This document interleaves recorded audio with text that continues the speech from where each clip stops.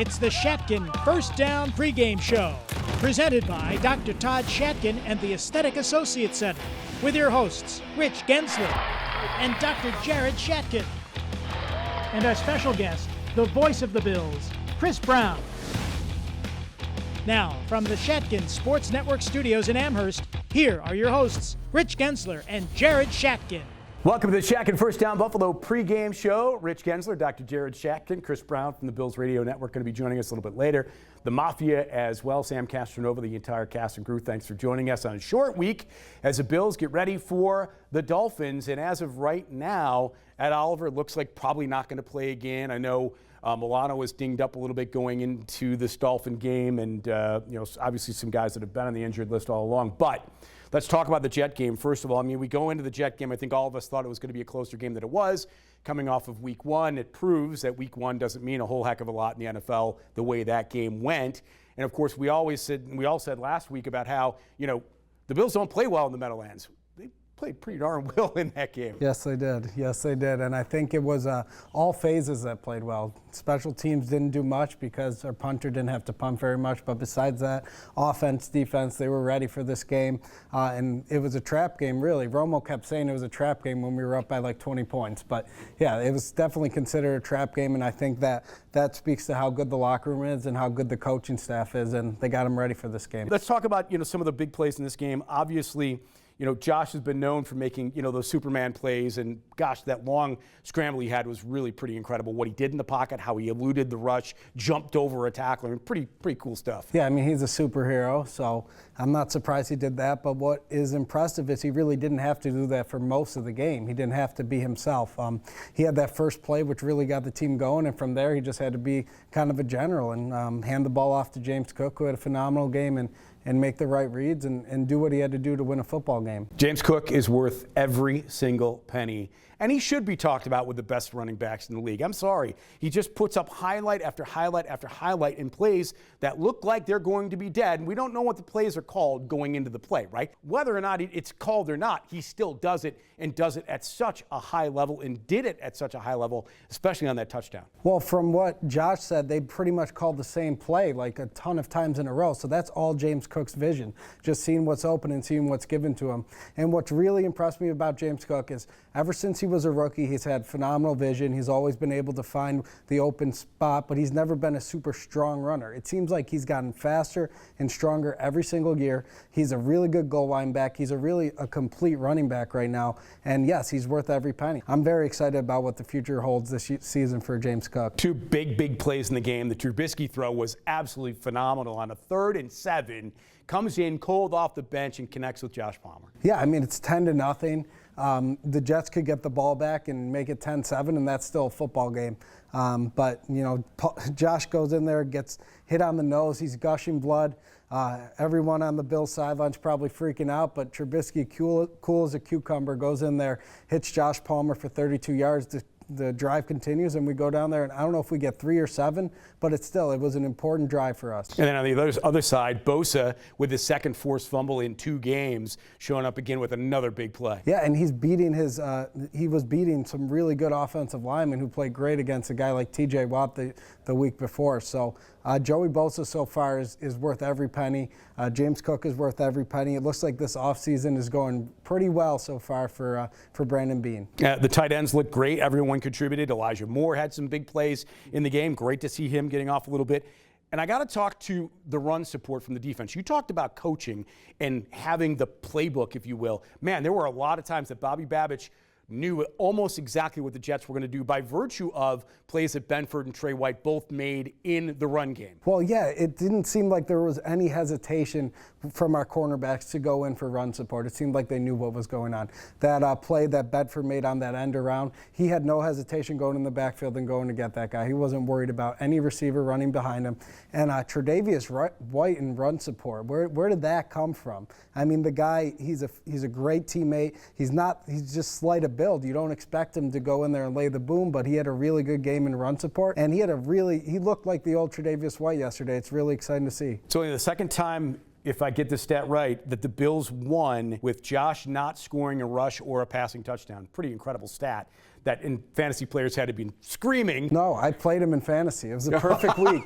The perfect week. We won by 20 points, and I still was able to not have the Josh Allen game. And lastly, very quickly, I don't know about you, but with 13 minutes left, up 30-3, I'm like, get him out. And all the starters at that point, I was screaming at the TV. I don't know about you at that point, but. Oh, yeah. I mean, I'm thinking that for the entire season, I want these guys healthy going into the playoffs. I want a guy like Bosa getting just the amount of steps he needs, because if he can be healthy like he was yesterday going into January, watch out, because we got something different. All right, great stuff, man.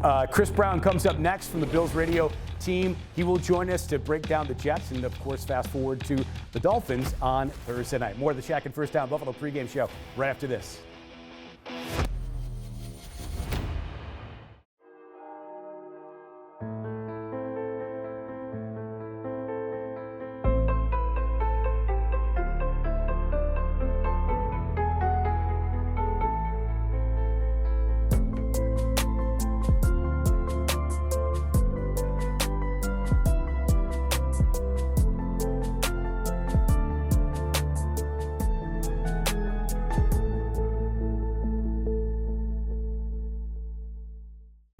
Hi, I'm Dr. Todd Shatkin here with Hall of Fame running back Thurman Thomas. My family and I have been coming to Dr. Shatkin's dental office for years.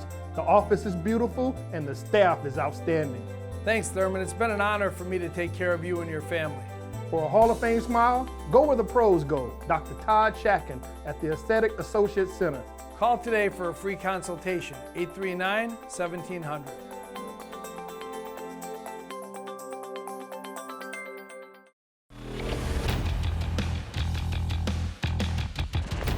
All right, with the voice of the Bills, good old friend Chris Brown. How you doing, Brownie? That's it. I haven't heard that intro in a while. Okay, that'll work. All right, so I'll go back to the Dolphins. I want to go back to the Jets, though. First of all, obviously, we all know what happened to Josh. How is he doing? I mean, you see him around the facility. He seems, from what we've seen on social media, to be pretty normal. He's got the visor, but this isn't the first time he's done that. Right. He used to wear the visor a lot in practice because the way the grass practice field and the stadium field, for that matter, face west, and they're usually practicing in the afternoon. So he just likes it. He used to have like a colored visor that he used to wear, kind of like sunglasses at practice. And today, well, I shouldn't say today, but this week he had a clear visor on, but I think that's to get accustomed to how much warmer it's going to be in there. I think he wants to see whether he's got to use a towel and wipe it down like we see the hockey players do all the time, because I don't think it's going to prevent him from busting his nose again if somebody hits his mask in the brow of his helmet the same way. But I do think it'll prevent anybody from accidentally poking him in there and, cracking his nose again, which is not going to feel good. Because if you've ever busted your nose, and I have, you literally see stars if you take it a good enough shot. So I think he's trying to avoid that. You can't avoid his helmet being wrangled around a little bit, but he can avoid or prevent a finger or a hand or an elbow from coming in there. I've known you a long time, and my guess is that your broken nose did not happen in a bar fight. No, no, it happened in high school. We were at high school basketball practice, and I'm there to take a charge. Don't ask me why I'm taking a charge in practice. But one of my teammates thought he was Michael Jordan, and he could jump, but he not like that. And so, I don't know, he thought he was going to sky over me for like a finger roll in the lane, and he came up woefully short, and his elbow came straight down on my, you can see it's a little bent up still. Yeah. Yeah. And obviously last year, based on what you brought up, was a different game from normal for these two teams, right? The Bills typically dominate Miami. Josh Allen, Bills teams have typically dominated Miami historically. No different Thursday night?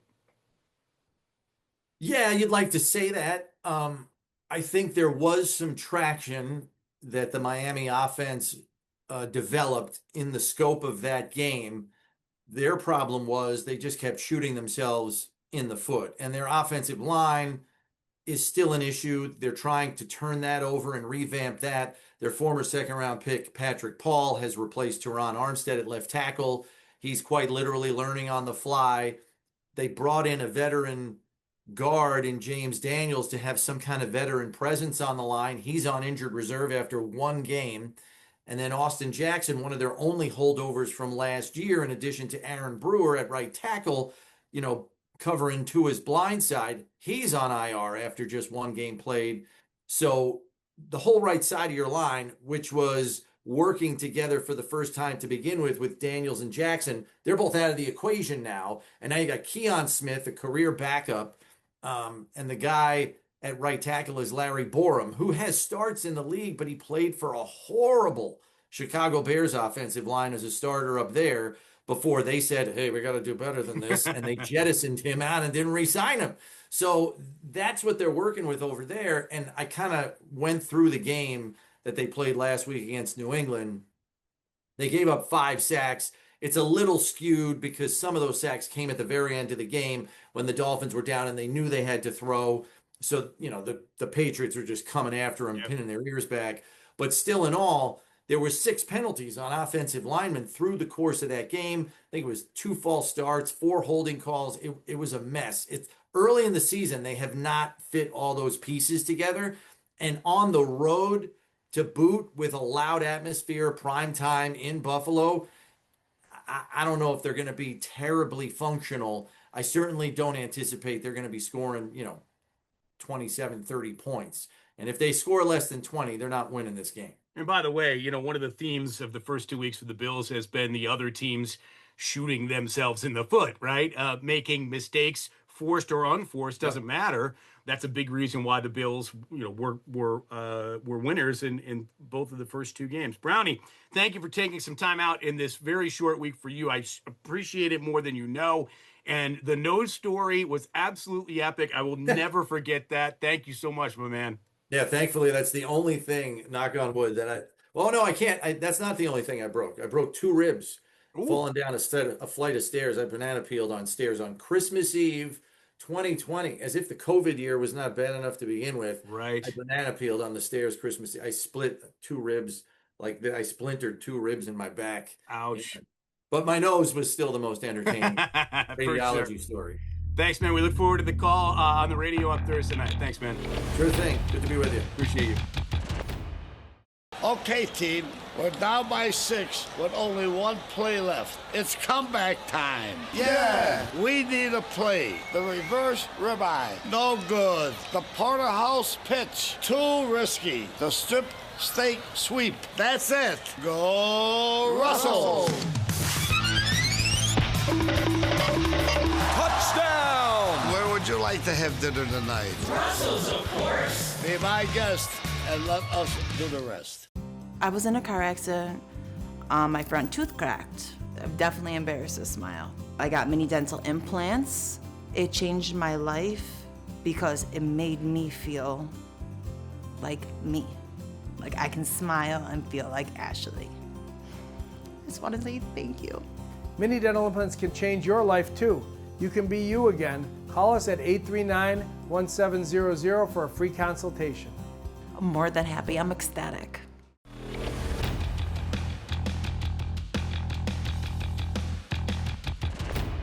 All right, welcome back to the Shatkin First Down Buffalo pregame show. It's time to go in the pocket.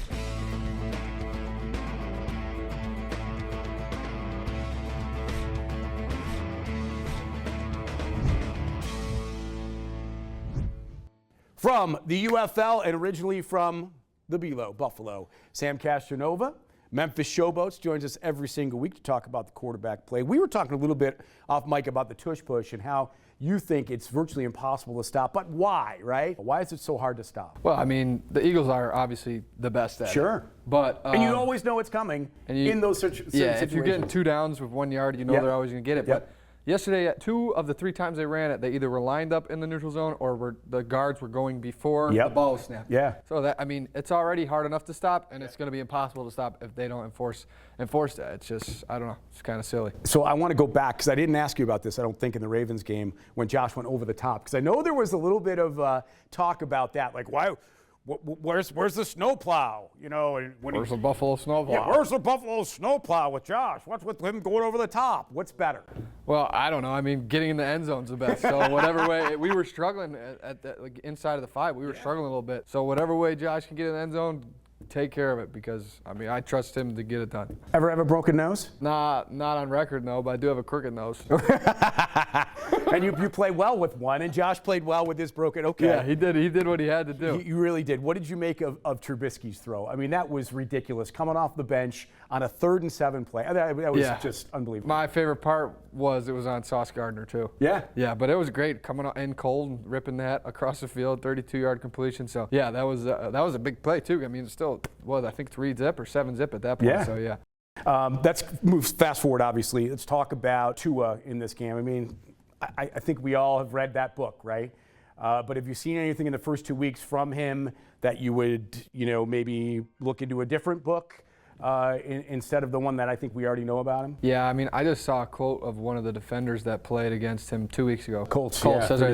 They said yeah. that if we take away his first read, he starts to scramble, and it's just kind of apparent. Like anytime he gets off of one, he starts to kind of panic. I mean, obviously, I'm sure his concussions come into play, but if we can take away his first read, we're going to be successful. They got to protect him. He's always been good when he has a good O-line and he can get the ball out fast, but when he doesn't, he's very, very limited in what he can do. So I think we've kind of seen the ceiling for him, and I think we're starting to see kind of the floor for him. So we'll see. I wish him the best. I hope he stays healthy, but he's going to probably be in for another rough one. All right, great job. Get rid of the ball. It's time for the Mafia.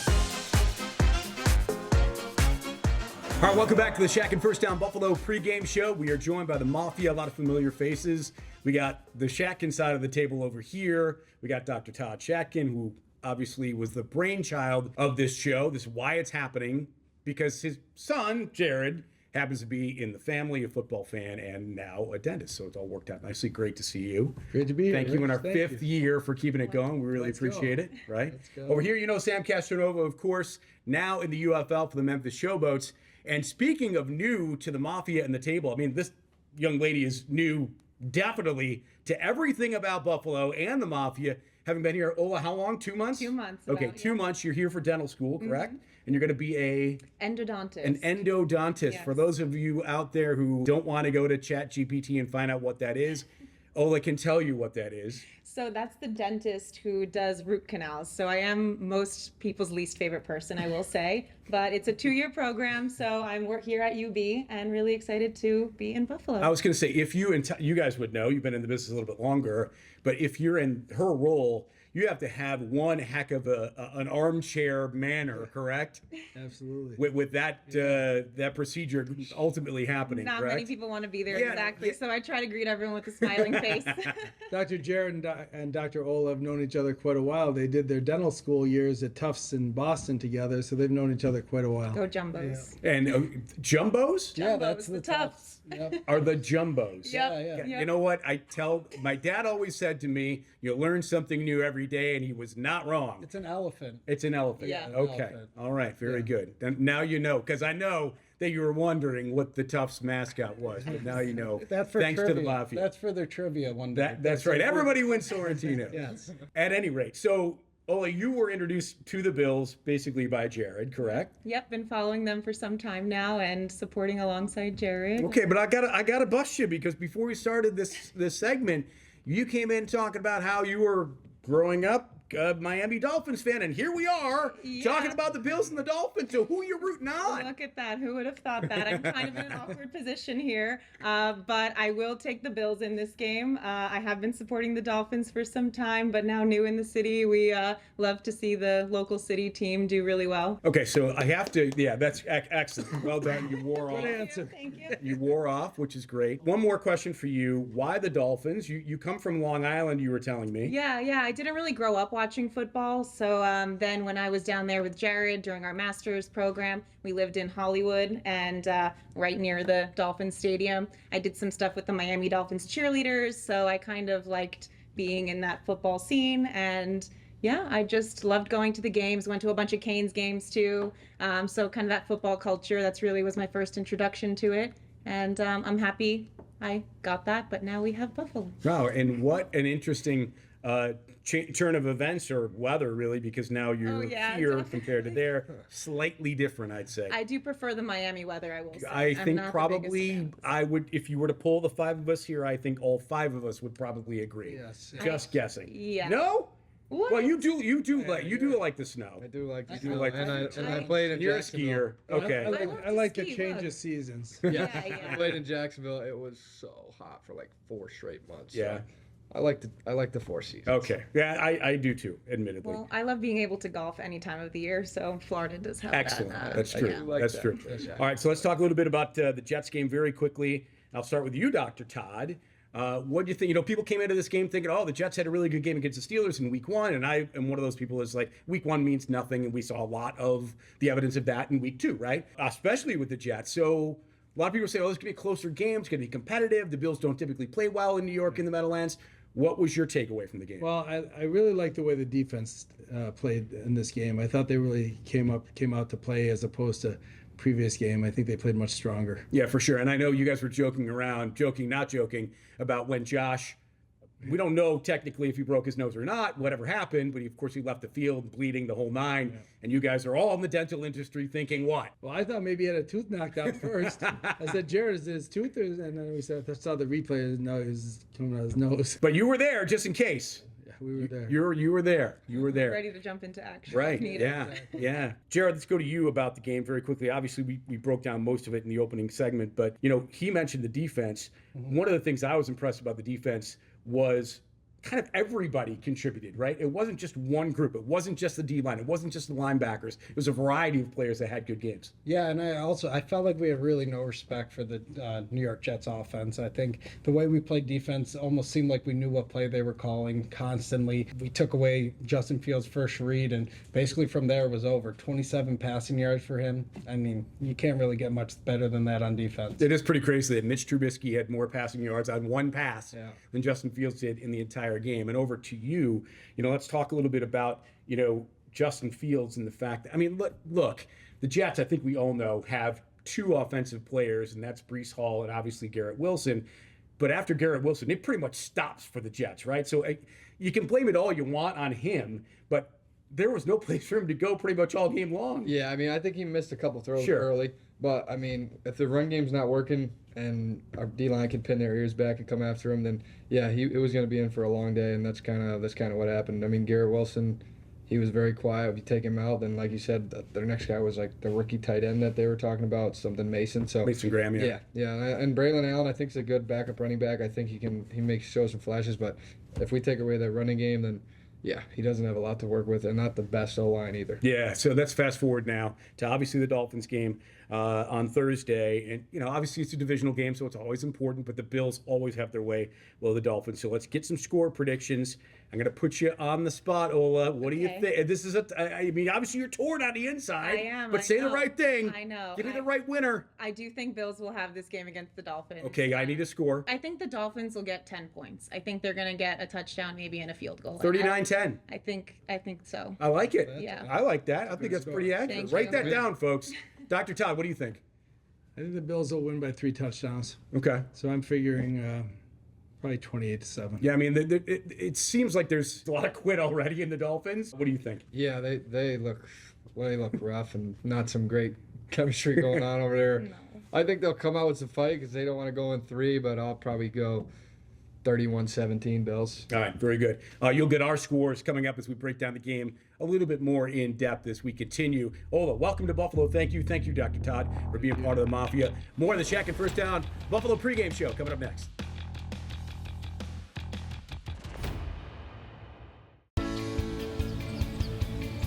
It's apple picking time. When was the last time you bit into an apple?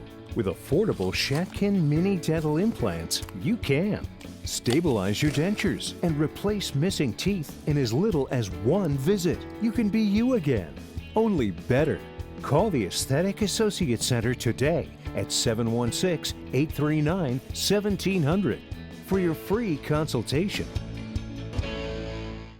It means a lot to be able to work with my dad to continue this legacy that we have going on. I had many implants. Once I got them, it was like the old me came back. The changes you can make in such a short period of time in somebody's life have somebody in the chair crying because they finally have a full set of teeth. And I think the only way to do it in that type of time period for that type of price is really the mini implant. Mini dental implants can change your life too. Call us at 839-1700 for a free consultation.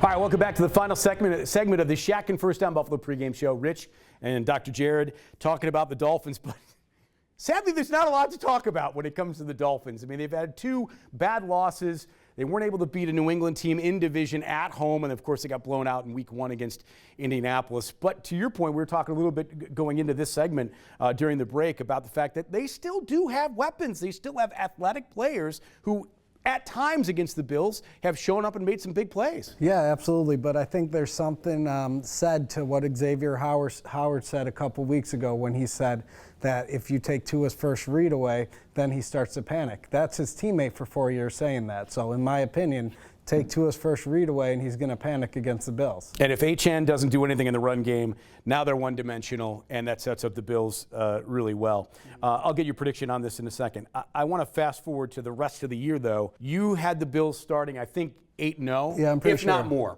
right? You had them going a long ways, unbeaten. Everything is starting to set up for this team, right? And I think we said this maybe closer to the middle of the year last year with this team, but look at what's happening. I mean, they're already 2-0 in the conference. They're number 1 in the division. The division is terrible. We know this by now. Kansas City's 0-2. Denver's lost now. Indianapolis is the big Cinderella story after 2 weeks. Burrow's out for 3 months for Cincinnati. That's enormous. And then if you think about the 6 games before Hoyt and Ogunjobi come back, and then Hairston's going to be coming back. My gosh, I mean, you got Miami, New Orleans, New England, and Atlanta. Yeah. And the Bills are going to ideally be 6-0 by then. Get all those guys back. It's only ideally going to get better. Well, I mean, how that Ravens game, from being like an incredible game, is also extremely important. That's really the only game in that schedule that was, one of those difficult coin toss games. And now you look at the schedule, and I don't want to get ahead of myself, but who really is going to come into Buffalo and beat us? I mean, not Miami, New Orleans with Spencer Rattler, keep Josh healthy and keep the boys healthy, knock on wood, and I think 6-0 is a pretty easy prediction right now. For sure. I mean, KC and Philly down the stretch. I mean, things will change. Yeah. The season plays out the way it does. Guys get healthy and don't. Kansas City will get Worthy and Rice back at some point, right? They'll be a different team when they come to Buffalo, and Philly will probably be the same, as good as they've been. But as of now, the season is setting up really well for this team. All right, so let's get a prediction for you, the Bills and the Dolphins. What do you think? Yeah, no, I like the Bills in this game, 31-3. 31-3. 31-3. Wow. Okay. I'll give the Bills. I'll be right in that neighborhood. I'll go 34-13 Bills. I'll give the Dolphins a couple of points, maybe some garbage points near the end of the game, 34-13. But we both like the Bills, as I'm sure most of you do. Well, thank you so much to our guests, the Mafia, Chris Brown, for being here. Thank you for watching. Thanks to Aesthetic Associates, Dr. Todd Shatkin, Sorrentinos, also Russell's and Napoli's as well, for supporting the show. We'll be back for another week next week at the Shatkin First Down Buffalo pregame show. For now, go Bills.